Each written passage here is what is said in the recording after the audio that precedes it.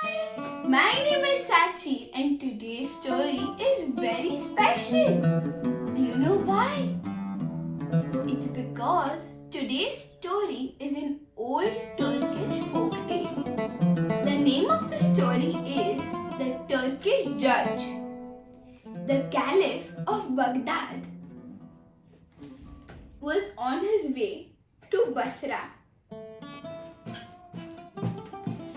He was disguised as a common traveler because he wanted to explore the lands and see his kingdom and make sure that everyone was happy and calm.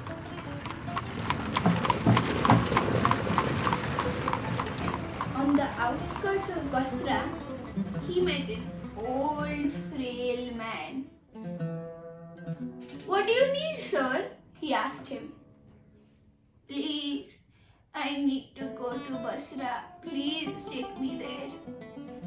"Of course, it would be my pleasure to help you," said the Caliph, and he helped the man onto the horse. They rode all the way to the center of Basra, and when the Caliph stopped the horse, the old man yelled, "Get off! Get off! This is my horse! How dare you claim it to be yours?" "What?" asked the Caliph, shocked. "Get off my horse! This is my horse! I brought you here! Get off my horse!" the old man commanded again. The Caliph was in a dilemma. If he forced the old man off the horse, he would scream and a mob would gather and turn against him. But if he gave the old man some gold coins to leave him and the horse alone, then the old man would think that this was a right thing to do and would go on continuing it. No, there had to be some way that justice could be served. Caliph thought hard and decided that he would go to the Qadi, which means the court. So, that evening, the old man, the horse, and the Caliph rode to the Qadi. There, they saw an oil merchant and a porter. The porter had a coin made of gold in his hand. The oil merchant claimed that the gold was his. "Sir, I have owned that golden coin for many years. I lost it today. Please, sir, I swear it is mine." The Qadi asked, "Are there any witnesses?" "No, sir." "Very well. Come back tomorrow morning and I will give you my decision." The oil merchant and the porter walked out of the court. The Caliph was puzzled. How would the Qadi make a just decision? The next case was of a writer and a tailor. The writer said, "That tailor has stolen my book of learning. I have written in it for many years, but now he claims that it is his. He's a liar," the writer claimed. "Are there any witnesses?" the Qadi asked.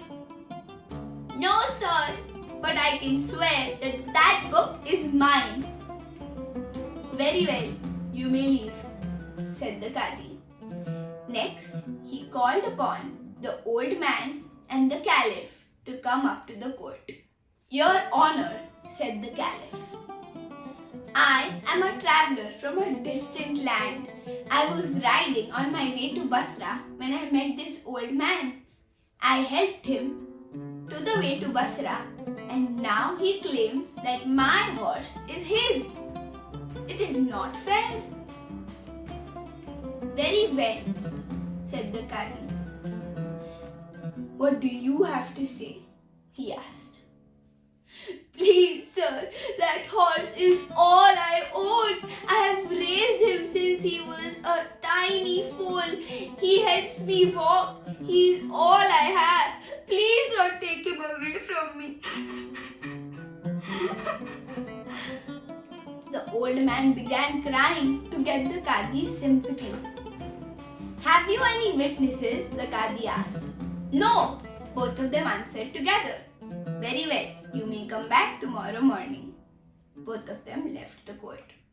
Next morning, the Caliph came early to see how the Qadi served justice for the two cases that had come before them. He saw the oil merchant and the porter, took the gold coin and gave it to the oil merchant. "Take it, it is rightfully yours. And as for you, you tried to steal something that was not yours and then you lied about it. Soldiers, make sure he gives his services to the oil merchant free of charge for a month," the Qadi declared. The oil merchant smiled, took the coin and left the court. How did he do that? The Caliph wondered. Next, the Qadi picked up the book of learning and gave it to the author. "It is yours. You may take it." "But sir, I can swear that book is mine," the tailor protested. "Take this false swearing tailor and make him give the writer 5 gold coins for the trouble he caused him. You may leave the court." The writer too smiled, took the book of learning and left. The Caliph was even more puzzled. How was the Qadi solving these cases? Next, it was his and the old man's turn to go up to the court. The Qadi turned to the old man. "You have paid this man's kindness with extreme ingratitude. You shall be employed at this court and you must make all the travelers who come feel welcome. As for you," the Qadi turned to the Caliph, "the horse belongs to you. Go on your journey and I hope that your kindness will be better rewarded in the future." The Caliph waited, and after all the cases were over, he went to the Qadi and asked him, "How did you pronounce such justice in all your 3 cases?" "Oh, they were easy really," said the Qadi. "The first one, you see. The oil merchant said that he had owned a gold coin for many years. So I had to simply put it in a glass of water. Droplets of oil came up to the surface, proving that the coin had indeed belonged to the oil merchant. I simply had to open the book. Duties of writers and scholars were written inside. The book belonged to the writer." "Your judgment is most wise," said the Caliph. "But how did you know that the horse was mine?" The Qadi smiled. "Today, when you were heading up to court, I hid in the stables behind the haystacks. When the old man passed by the horse did not look up. But when you passed by, he looked up and neighed, like he would to a well-loved and known master.